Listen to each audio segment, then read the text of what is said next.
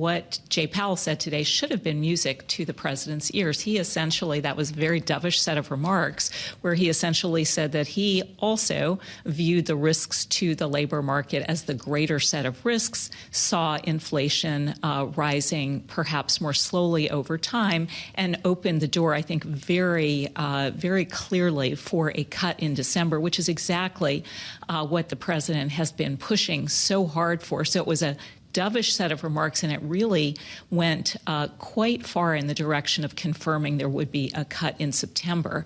Of course, we have two more important pieces of data that couldn't go in the other direction, but he did not qualify his remarks very much. So I think the question that you're raising about the Fed's independence is very important. The president looks to be getting what he wants in terms of the path of rate cuts coming down over time, reflecting what's going on in the economy. And it's counterproductive, I think, to suggest that this should be done due to political pressure as opposed to simply following the statutory mandate of the Federal Reserve. Director Brainard, you have also sat in that room as a member of the Federal Open Market Committee as Fed Vice Chair previously. Describe the challenge in balancing that dual mandate, especially at a moment like this when the economy is facing some strains that it really hasn't faced in more than a century, really. And we're talking about tariffs and how those are affecting the whole outlook on inflation. We heard the Fed chair talk about how the impact of those tariffs on prices might be momentary, but he did hold out the possibility that they might be more lasting. What is your view on the impact of prices, and how is the central bank balancing all that as it also looks at the labor market? Well, I think this is a very tricky juncture for the Federal Reserve because it is responsible for keeping inflation low and keeping the economy at maximum employment. And when you see the large increases in tariffs going from 2% to 17% on average in a short period of time, that puts upward pressure on prices and downward pressure on hiring and the labor market. That's a stagflationary shock, which is the most difficult kind of shock for the Federal Reserve to handle. And they're trying to tell the public, the markets, exactly how they're weighing those risks. Up until now, we've heard a lot more about risks to inflation. Today, what we heard at Jackson Hole was the chair articulating how important it was to get out ahead of the potential recessionary risk from a weakening labor market.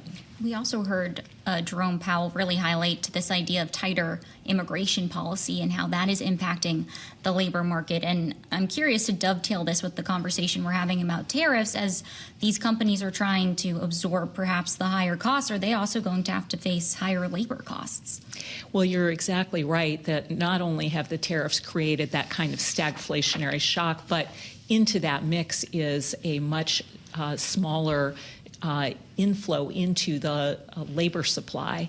And so it's very hard for the Federal Reserve to read the labor market right now. Unemployment hasn't budged, it hasn't gone up, but the rate of job creation has come down dramatically.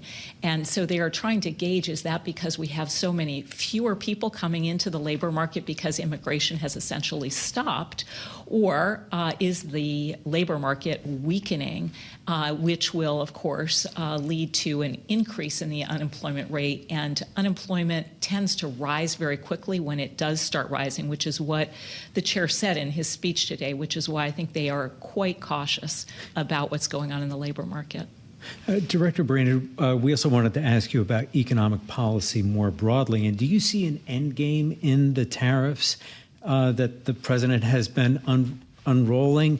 And what is the lasting impact in terms of U.S. global economic relations with trading partners and allies and adversaries alike? So I think this question about, is this the end game, is so important for businesses who are making these hiring decisions, they're making sourcing decisions, they are making pricing decisions, and what they want more than anything, which I think we all hear, is certainty. They want to know that the tariff structure is going to essentially be completed at some point.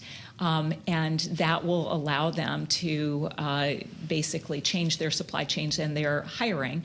And hopefully, you won't see an ongoing increase in inflation. But if tariffs keep changing, keep ratcheting up, that will both make employers more cautious about hiring, and it could feed into inflation for longer. And of course, with respect to the international environment, I think trade partners are asking, to what extent can I really count on the U.S. to be a reliable international partner if the U.S. keeps changing tariff rates unilaterally based not only on trade considerations, but in some countries' cases, non-economic reasons. To follow on that, what is the impact on the role of the dollar as the world's reserve currency? Do we see that at risk at all from this approach that the president is taking with trade and other areas? Well, it's kind of a very important point. One of the great privileges of having the dollar be dominant is that it costs the U.S. government a lot less to borrow